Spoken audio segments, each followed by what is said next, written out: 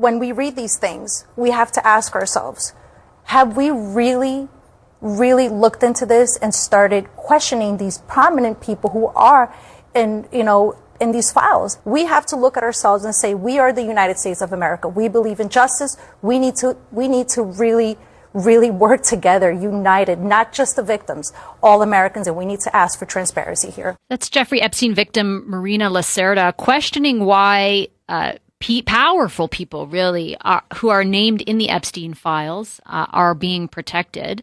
And that's in reference, of course, to a lot of missing files. And those comments were made on CNN. But a whole lot of stuff is going on where the Epstein files are concerned, including former U.S. Secretary of State Hillary Clinton due to testify behind closed doors, to a congressional committee that's investigating Jeffrey Epstein and all of his offenses. It's not clear at this point how much new information will come to light, but there's a huge kind of ripple effect to everything that's going on in the UK. We've talked about this week, in particular, a couple of individuals there, including the person formerly known as Prince Andrew. And then in the United States, you've got Bill Gates reportedly taking responsibility, quote unquote, for his action and addressing all those links, as well as admitting to multiple affairs. Larry Summers, who you'll remember as a former U.S. Treasury Secretary, also showed up in many of those emails, and he announced that he'll resign from teaching at Harvard University as a result of all of that.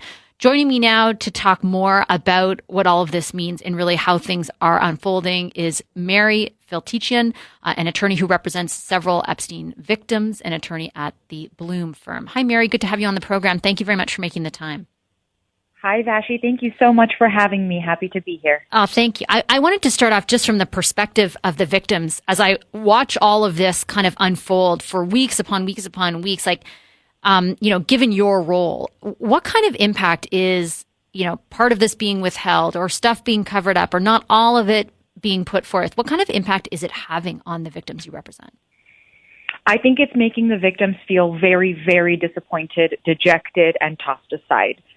We really lost sight a little bit. And when I say we, I mean our government as a whole has really lost sight that at the heart of this issue are the victims. They're the survivors. And it's really upsetting for them to see other countries like the UK take definitive actions towards people who have come out in the files, have had allegations before alleged against them, and, arrest them like we know with former Prince Andrew.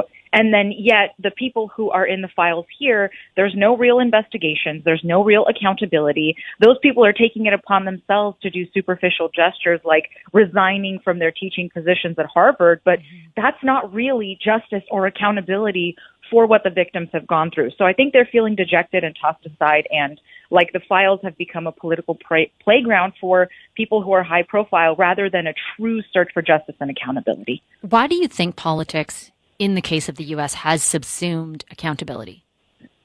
Well, I think it's because of a couple of reasons.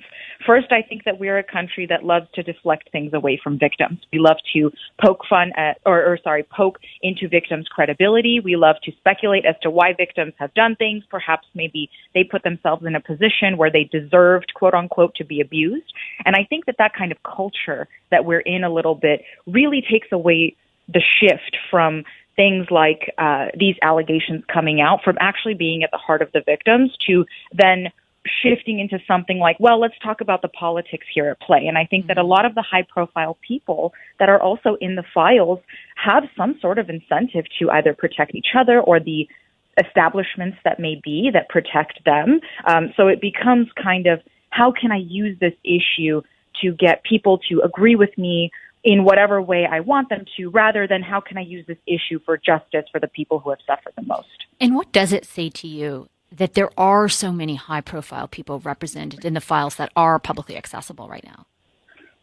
I think it says that there's a big challenge ahead. And namely, that challenge is going to be not just using justice systems to get justice for these victims.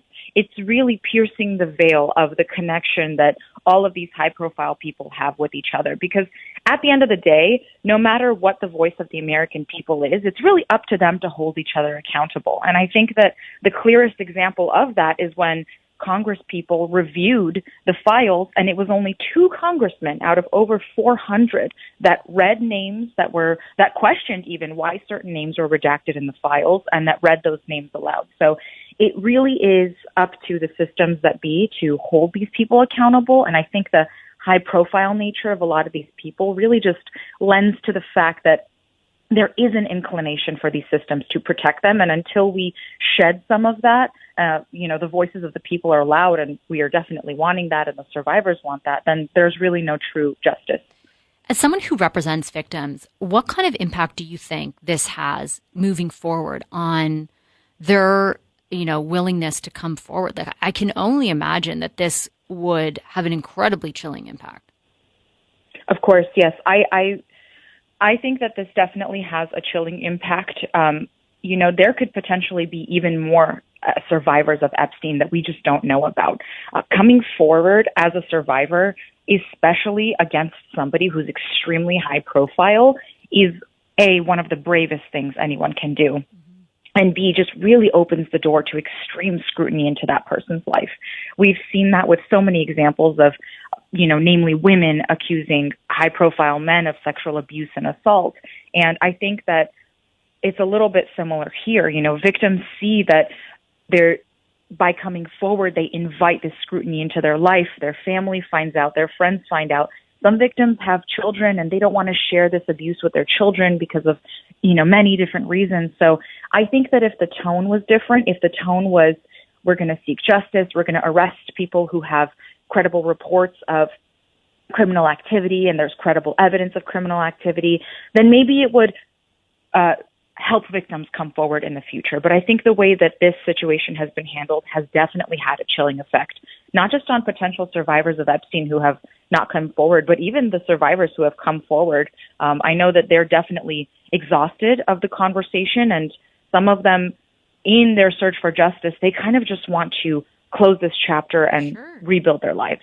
Well, I just how many times, how awful it would be to have to relive this all the time in the middle of a political fight.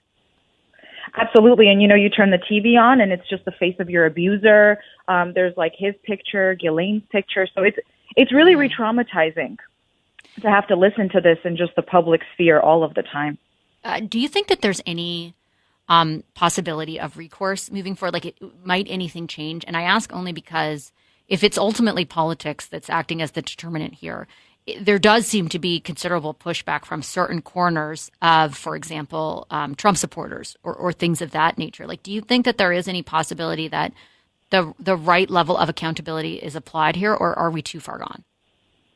Of course. I mean, I never think it's too late for a change. I think we see a little bit of that with the introduction of Virginia's law, basically lifting the statute of limitations for sexual abuse survivors to come forward. So that's the proper way for politics and the law to play into situations like these. But I think if more people in government really took a stance and said, hey, we need accountability, we need to hold these people accountable and investigate these people, I think that it could definitely change the tone of the conversation. And hopefully, I think that the way that our administration has been acting and the content of these files has changed some people's views on survivors and sexual assault and abuse. So, of course, I definitely hope that that's the case, and we see little inklings of it with Virginia's law.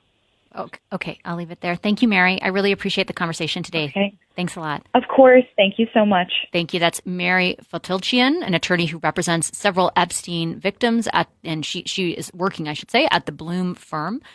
Today, former U.S. Secretary of State Hillary Clinton is due to testify behind closed doors. Lots of other ripple effects of the partial release of some of these files we were talking a little bit about in the UK, where last week the man formerly known as Prince Andrew was arrested, and he is being investigated for document leaks that became apparent through this tranche of documents. There's also a former UK ambassador to the United States who was arrested. Then you've got Larry Summers, former Treasury Secretary, resigning from Harvard, and lots of quote unquote admissions from Bill Gates as well. A powerful web of men up there, that's for sure.